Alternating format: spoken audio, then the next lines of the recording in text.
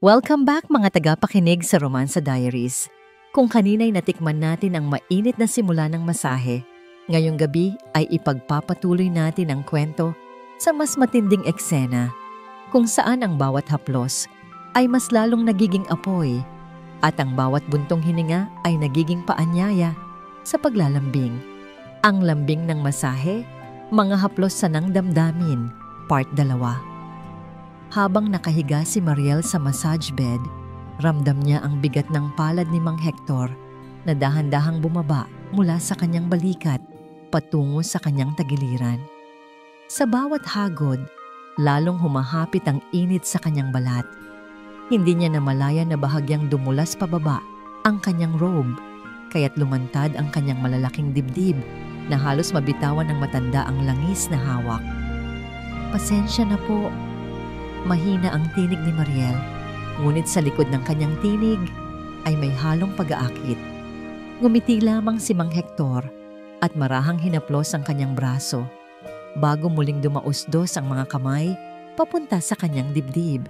Hindi ito mabilis, bagkus mabagal, may bigat at puno ng pag-iingat na lalo namang nagpasidhi ng kiliti kay Mariel.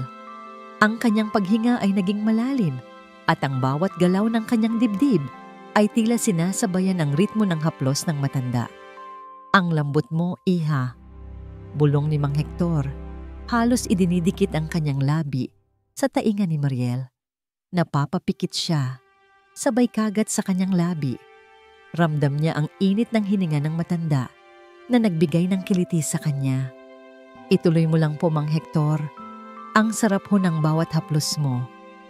Bumaba ang mga palad ng matanda patungo sa kanyang balakang, malapad, makinis, at umaalon sa bawat marahang pisil. Dito niya lalo pang pinatagal ang hagod, pinipisil ng banayad, para bang sinusukat ang alindog na matagal nang nakatago. Naramdaman ni Mariel ang sariling pag-ungol na hindi niya napigilan. Hindi na rin nakatiis si Mariel. Bahagya siyang bumaling, tumingin sa matanda, at dahan-dahang binuksan pa ang kanyang robe, inihahandog ang kanyang katawan. "Hindi lang masahe ang gusto ko ngayong gabi, Mang Hector," sabi niya sa malamyos na tinig, sabay gabay sa kamay ng matanda papunta sa kanyang dibdib. Doon na tuluyang bumigay ang matanda. Hinagod at nilaro ang bawat kurba ng kanyang katawan, mula sa dibdib, pababa sa kanyang malapad na balakang. Bawat haplos ay may kasamang init na nagpapakawala ng kakaibang kuryente sa kanilang dalawa. Tumagilid ang magandang babae, dahilan upang tumambad ang kabuuan ng kanyang dibdib, na tila hinihila ang labi ng matandang masahista. Ngunit imbis na humiga, mas pinili ng matanda ang manatiling nakatayo at damahin ang lambot at laki ng dibdib ng dalaga. Gamit ang tigas ng pagnanasa na tila alam na din ng babae ang gusting iparating. Nagkusa itong ipitin ang dahilan ng kasukdulan ng gabing ito. Matigas at di napatunayan niyang may ipagmamalaki pala ang matanda.